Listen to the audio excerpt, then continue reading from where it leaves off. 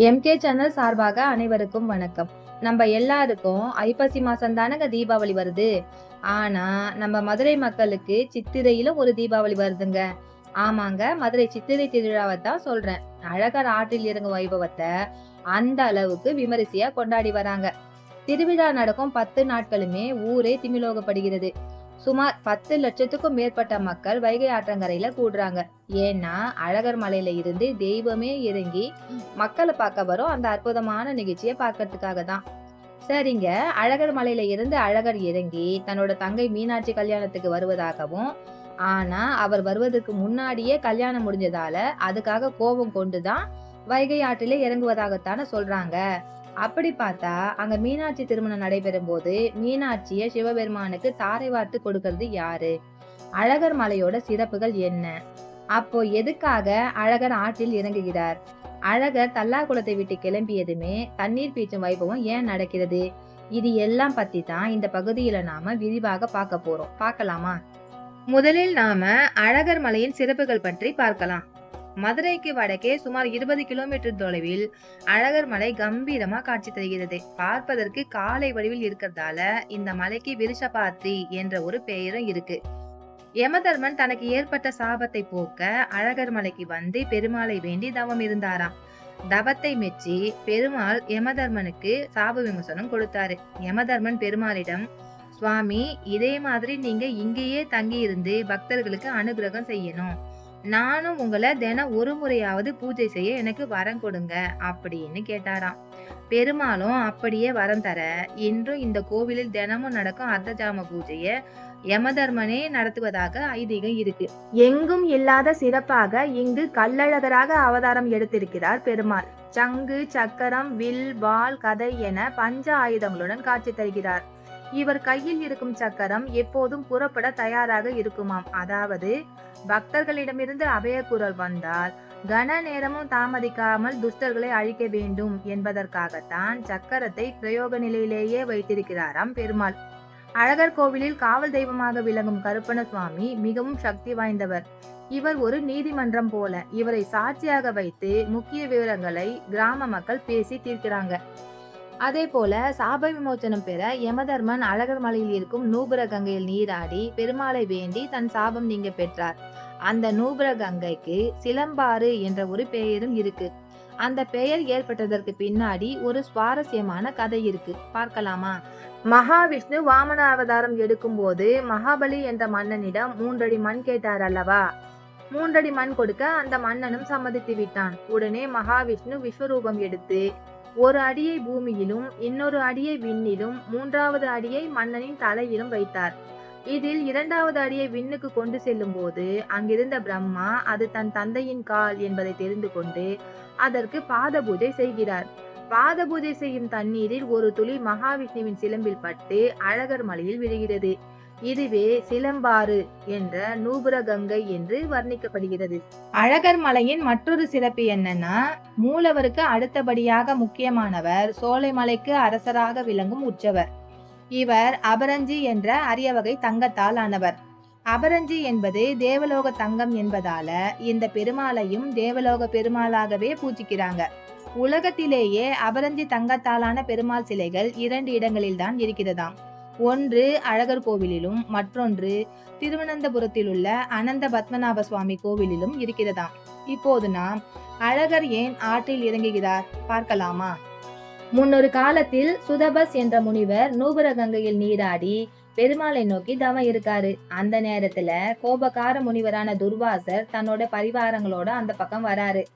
ஆனா பெருமாளையே நினைச்சிட்டு இருந்த முனிவர் இந்த துர்வாசர் வந்ததை கவனிக்கல. அதனால இவருக்கு கோபம் வந்துடுது. ஏ சுதபஸ், நீ மண்டுகோ பவ அப்படின்னு சாபயிட்டுறாரு. அதாவது தவளையாக போக கடவாய் அப்படின்னு. உடனே தவளையாகி போன சுதபஸ் சாப விமோசனத்துக்கு வழி கேட்கிறாரு. அதுக்கு துர்வாசர் சொல்றாரு, விவேகவதி தீர்த்தங்கரை அதாவது வைகை ஆற்றங்கரையில நீ தவம் பண்ணிக்கிட்டு இரு. சித்ரா பௌர்ணமிக்கு மறுநாள் அழகர் இங்க வந்து உனக்கு சாப விமோசனம் கொடுப்பாரு அப்படின்னு. அதன்படி வைகை ஆற்றங்கரையில தவம் பண்ணிட்டு இருந்த சுதபஸ் முனிவருக்கு விமோசனம் கொடுக்கறதுக்காகத்தான் அழகர் மதுரைக்கு வந்து போனதாக புராணங்கள் சொல்கிறது. மண்டூகமாக மாறிய சுதபஸ் நீண்ட காலமாக வைகை ஆற்றங்கரையில் தவம் இருக்காரு. எதுக்காக? பெருமாள் எப்ப வருவாருன்னு காத்துக்கிட்டு. பெருமாளோட திருவடியை பார்த்தாலே சொர்க்கம். ஸ்ரீரங்கத்துக்கு நம்ம போறோம், பெருமாளோட திருவடியை தானே முதல்ல பாக்குறோம். அதுக்கப்புறமா தான் கமலம் போன்ற அவருடைய முக அழக தரிசனம் பண்றோம். அந்த திருவடி நம்மை மோட்சத்திற்கே கொண்டு சென்று விடுமா.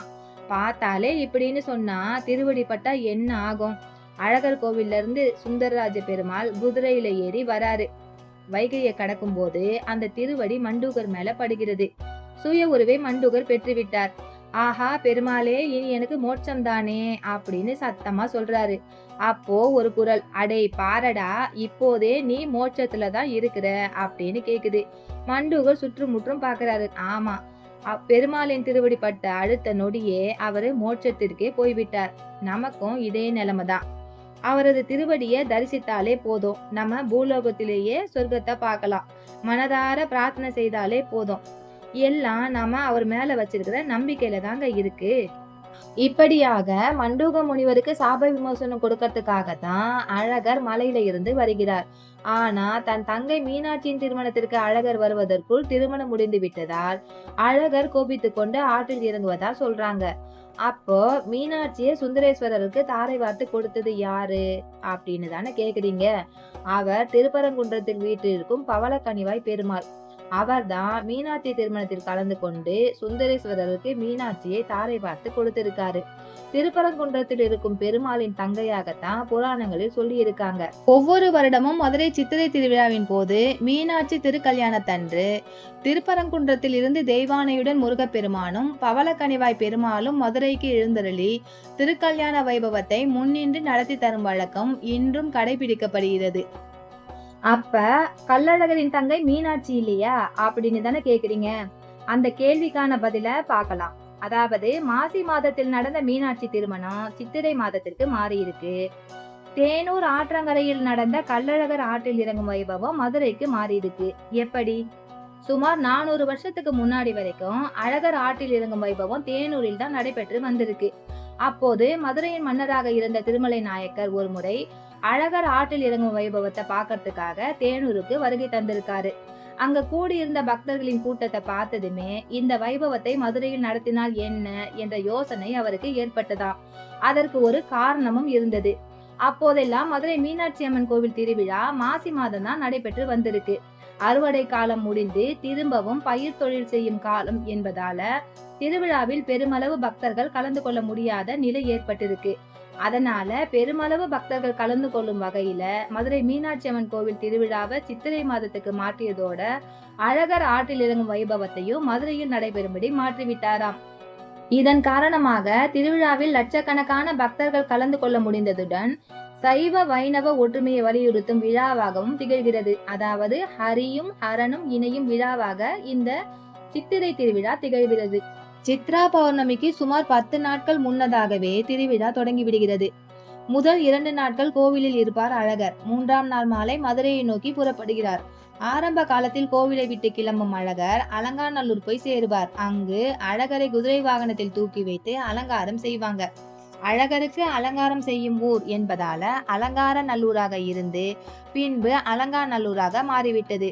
அலங்காநல்லூரில் இருந்து தேனூருக்கு வந்து வைகை ஆற்றில் இறங்கும் அழகர் அதற்கு பிறகு வண்டியூருக்கு வந்து மண்டூக முனிவருக்கு சாப விமோசனம் கொடுப்பார். அழகர் எப்படி வருகிறார்னு பாருங்க. கள்ளர் கொண்டை, கொண்டையில் குத்தீட்டி, கையில் வளைத்தடி, இடுப்பில் ஜமதாடு என்ற ஒரு வகை கத்தி என விதவிதமான ஆயுதங்களுடன் மதுரை நோக்கி அழகர் மலையிலிருந்து தங்க பல்லக்கில் புறப்பட்டு வருகிறார். வழி நெடுக பக்தர்களால் ஏற்பாடு செய்யப்படும் 500க்கும் ஏற்பட்ட மண்டகப்படிகளில் ஆசி வழங்கிவிட்டு 4ஆம் நாள் இரவு தல்லாகுளம் பெருமாள் கோவிலுக்கு வந்து சேர்கிறார். அதற்கு முன்னதாக மதுரை எல்லையான 3 மாவடியில் அழகரை மக்கள் எதிர்கொண்டு அழைக்கும் எதிர் சேவை நிகழ்ச்சி களை கட்டுகிறது.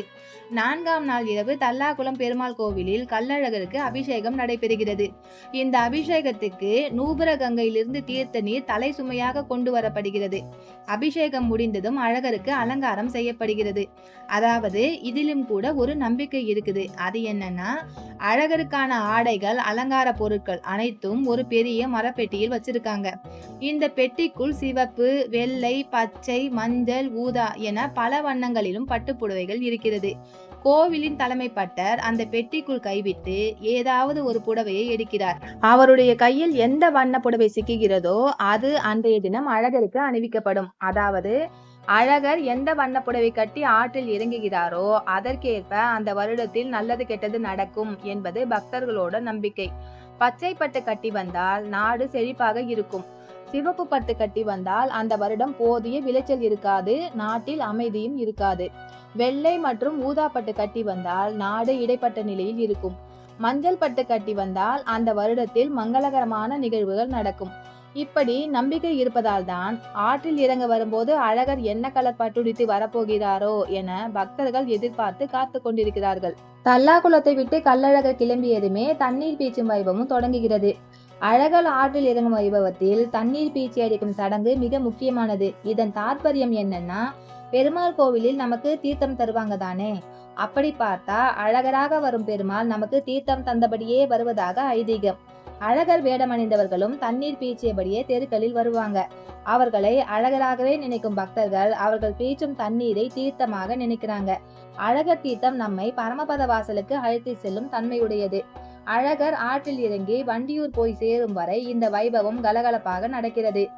ஆற்றில் இறங்கும் அழகரை மதுரையில் உள்ள வீரராக பெருமாள் எதிர்கொண்டு வரவேற்கிறார். ஆற்றுக்குள் இருவரும் மாலை மாற்றி மரியாதை செலுத்திக் கொள்றாங்க. அதற்கு பிறகு மண்டூக முனிவருக்கு சாப விமோசனம் வழங்குவதற்காக வண்டியூர் நோக்கி கள்ளழகர் புறப்படுகிறார். 5ஆம் நாள் இரவு வண்டியூரை அடைந்த அவர் 6ஆம் நாள் காலையில் அதிகாலையில் ஏகாந்த சேவையுடன் சந்தன அலங்காரம் செய்து கொண்டு வண்டியூர் பெருமாள் கோவிலை சுற்றி வருகிறார். அதற்கு பிறகு சர்ப வாகனத்தில் புறப்பட்டு தேனூர் மண்டபம் செல்கிறார். அங்கு தங்க கருட வாகனத்தில் எழுந்தருளி மண்டூக முனிவருக்கு சாப விமோசனம் வழங்குகிறார்.